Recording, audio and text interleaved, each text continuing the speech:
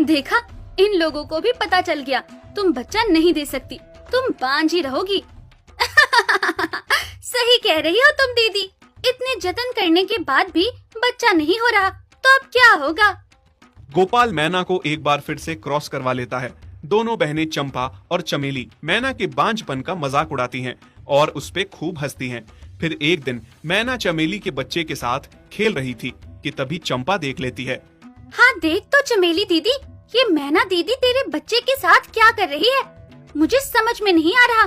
तू इस बांझ के साथ अपने बच्चे को कैसे छोड़ सकती है। जब मेरा बच्चा आ जाएगा मैं इस मनहूस बांझ का साया भी अपने बच्चे पे ना पड़ने दूंगी। हाँ तुम सही कह रही हो। देखो दीदी, तुम्हें बच्चा नहीं हो रहा, इसका ये मतलब नहीं है कि तुम अपना काला साया हमारे बच्चों पे डालो। दूर रहना आज से मेरे बच्चे से।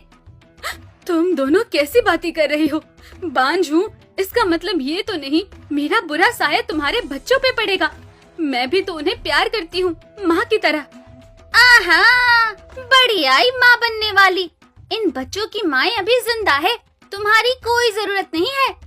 तभी मैना अपनी बहनों की बातें सुन के बहुत दुखी होती है और भगवान से बातें करती हुई कहती है, हे भगवान, क्या मैं इतनी बुरी हूँ जो तूने मुझे औलाद के सुख से दूर रखा। इतनी अभागी हूँ कि अब मेरा साया भी बुरा हो गया। जिस बच्चे पे भी मेरा साया पड़ेगा क्या उसके लिए अच्छा नहीं होगा। तूने मुझे ये जिंदगी क्यों दी भगवान, इससे तो अच्छा है तू मुझे मार ही दे। ऐसी व्यर्थ जिंदगी जीने से अच्छा मुझे मार दे भगवान, मार दे। तभी कुछ दिनों में पता चलता है कि मैना गर्भवती है, जिससे गोपाल बहुत खुश होता है और मैना को खूब खिलाता पिलाता है, उसकी अच्छे से सेवा करता है। हे गौ माता, मुझे पता था तुम एक दिन जरूर माँ बनोगी और दूध दोगी। तुम्हें बच्चा नहीं होता था, इस बात से तुम भी बहुत दुखी थी, मैं जानता हूँ। बस अब तुम अपना और बच्चे का अच्छे से ध्यान रखो। ये सुन के चंपा और चमेली मैना से बहुत जलती हैं। क्या दीदी, मैंने सुना है तुम गर्भ से हो। हाँ चमेली, बस तुम सबकी दुआ है। आहा, इतना इतराओ मत, अभी अभी तो गर्भवती हुई हो और वो भी इतनी देर के बाद।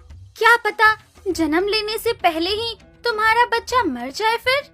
शुभ शुभ कहो बहन, ऐसा क्यों कह रही हो, मेरे बच्चे की मरने की बातें क्यों कर रही हो। इतनी देर बाद मुझे बच्चा होने जा रहा है और मालिक को इतने समय बाद मेरी वजह से खुशी मिलने जा रही है और खुद भी तुम माँ बनने वाली हो, ऐसा कैसे कह सकती हो। मेरा तो तुम नाम भी मत लेना, मेरा बच्चा बस थोड़े दिनों में बाहर आने वाला है। मैना अब गर्भ से भी हो गई थी, पर उसकी बहनें अभी भी उसको सुनाने में बाज नहीं आती थीं। अरे गोपाल, बहुत बहुत बधाई हो, मैंने सुना है तुम्हारी तीसरी गाय भी गर्भवती है। अच्छा हुआ जो तुमने मेरे कहने पे उसे नहीं बेचा। अरे भाई साहब, अगर वो गर्भ से ना भी होती तब भी मैं उसे नहीं बेचता और हमेशा उसे अपने पास रखता, उसकी सेवा करता। कभी निस्वार्थ भाव से गौ माता की सेवा करके देखो, घर में सुख संपत्ति और धन की कभी कमी नहीं होती है।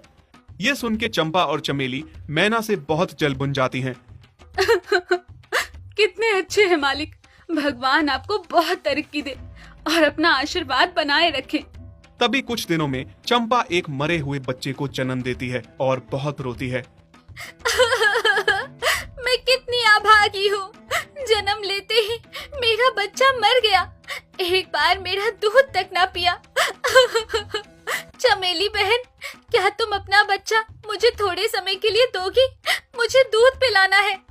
ना बहन, दूर ही रहो तुम मेरे बच्चे से, अपना बच्चा तो खा चुकी हो, अब क्या मेरा खाना चाहती हो।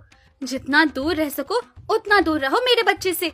चमेली की ऐसी बातें सुन के चंपा बहुत रोती है। फिर कुछ ही दिनों में मैना एक प्यारे से बछड़े को जन्म देती है और चंपा से कहती है, चंपा, तुम्हारा बहुत मन कर रहा होगा ना बच्चे को दूध पिलाने का, और तुम्हें कोई माँ कह के पुकारे तुम तरसती होगी ना।